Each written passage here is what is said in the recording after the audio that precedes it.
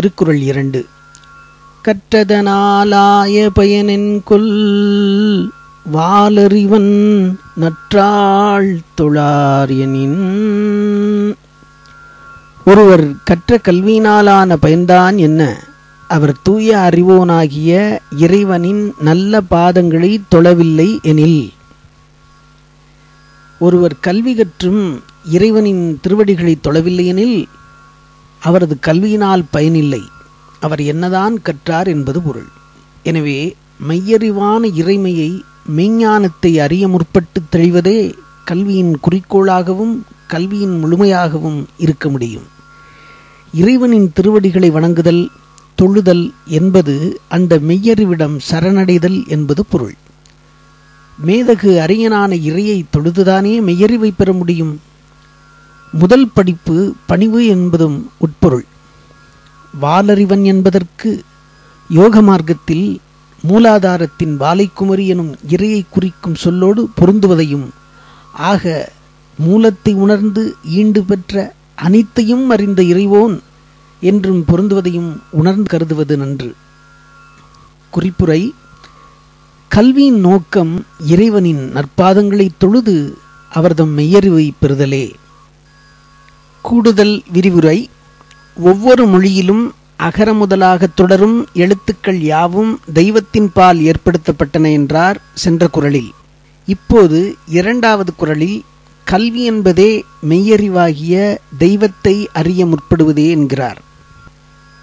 கடவுளின் வாழ்த்தை வெறும் போற்றி வழிபாடாகச் செய்யாமல் தனது நூலில் கடவுளை போற்றுவதற்கான காரணங்களை வகுப்பதே வள்ளுவரின் மிகப்பெரிய சிறப்பு.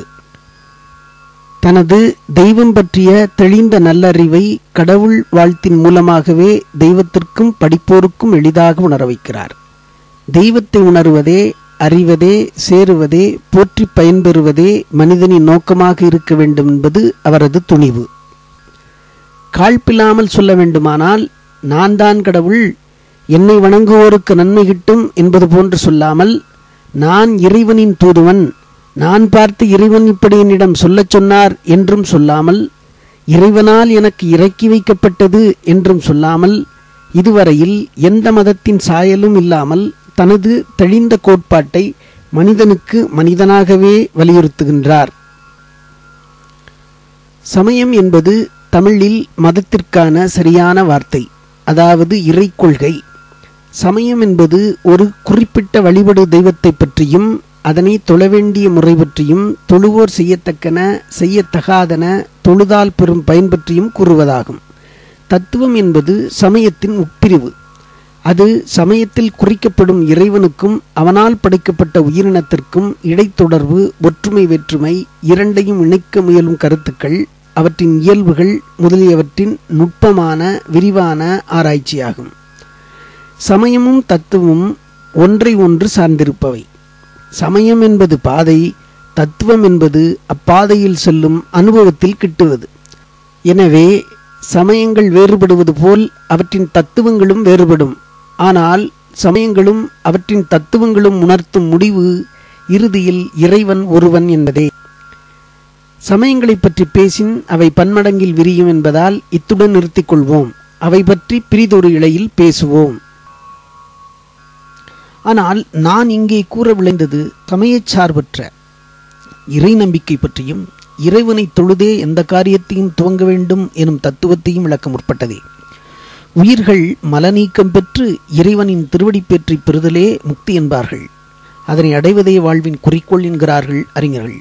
எனவே தொழுவது, வணங்குவது, சதா இறைவனை தொட்டே காரியங்களை ஆற்றுவது என்பவை வாழ்க்கை ஒழுக்க முறையாகும்.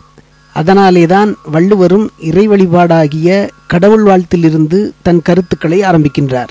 அதைப்போல் வணங்குவது என்பதற்கு பணிதல், தொழுதல் என்பது தமிழில் அர்த்தம். பணிவு இருக்கும் இடத்தில் எல்லாம் வந்து நிறையும் என்பதும் உண்மை. பாதங்களை பிடித்தல் என்றால் உண்மையில் ஒருவரின் கால்களை பிடித்துக் கொள்வது அல்ல, அவர் நடக்கும் பாதையினை பின்பற்றுவேன் என்பது. அதுவும் ஒரு வகை உருவகமே. முன்னர் காலங்களில் காடுகளில் ஒற்றையடி பாதையை பார்த்தே மனிதர்கள் நடப்பார்கள். ஏனென்றால் நமக்கு முன்னரே ஒருவர் போயிருக்கிறார், அது சரியான வழியாக இருக்கும் எனும் நம்பிக்கையும் பாதுகாப்புணர்வுமே. அதை போலவே ஒரு சித்தாந்தத்தில் நம்பிக்கை வைத்து அதன் தலைமையின் பாதங்களை தொடருதல் என்பது பொருள். தொழுதலிலும் முறைகள் உள்ளன. உண்மையில் தொழ வேண்டியது உங்களின் அறிவு கண்ணை கொண்டு அகத்தே உறைந்திருக்கும் இறைவனின் பாதங்களை பார்த்து பணிவதே சரியான முறை. கூளை கும்பிடு போட்டு வணங்குவதும் முகத்துதிக்கு வணங்குவதும் யார் காலிலும் தங்கள் சுயநலத்திற்காக அரசியல்வாதிகள் செய்யும் கும்பிடெல்லாம் வெறுக்கத்தக்க நடிப்புகளே. எனவே இறைவனை பணிதல் என்பது முன்கூறியது. சாஷ்டாங்க நமஸ்காரமும் உண்டுதான், ஆயின் அவையெல்லாம் இறைவனுக்கு மட்டுமே செலுத்த வேண்டும். மூத்தோரையும் வணங்குதல் நலனே, ஆனால் அவையெல்லாம் உள்ளத்தின் ஒப்புதலோடும் உண்மையோடும் நடக்க வேண்டிய ஒரு ஒழுங்கு. பொய்யாகவும் போலித்தனமாகவும் காட்டும் பணிவில் ஒருவர் தன்னைத்தானே ஏமாற்றிக் கொள்கிறார் என்பதே உண்மை. உள்ளத்தில் தெய்வம் இருப்பது உண்மையானால் யாருக்கும் அஞ்சாத உடல்மொழி கிடைக்கும். அதாவது ஆணவமற்ற ஆனால் திடமாக நிற்கும் நடக்கும் வழக்கம் வரும். ஆங்கில கலாச்சாரத்தில் டை கட்டுவதின் மகிமை என்னவென்றால் நிமிர்ந்து செயல்பட வேண்டும் என்பதற்கே. அதை போலவே யோக மார்க்கங்கள் அறிந்தவர்கள் நேரே நிமிர்ந்தே செயல்படுவார்கள். எனவே தெய்வம் தொழுதல் சாலவும் நன்று. ஒரு காரியத்தை துவங்கும் முன்னர் இறை வணங்கி துவங்கினால் வெற்றி நிச்சயம். புரை கம்பராமாயணம் கடவுள் வாழ்த்து.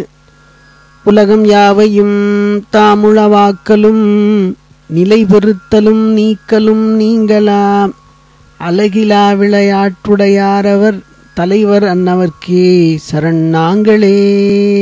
சிற்குணத்தர் தெரிவு அருநல்நிலை ஏற்குணர்த்த அரிது எண்ணிய மூன்றினுள் முற்குணத்தவரே முதலோர் அவர் நற்குணக்கடல் ஆடுதல் நன்றரோ. ஆதி அந்தம் அரியணையாவையும் ஓதினார் அழகு இல்லன உள்ளன வேதம் என்பன மெய்நெறி நன்மையன் பாதம் அல்லது பற்றிலற் பற்றிலார். நன்றி.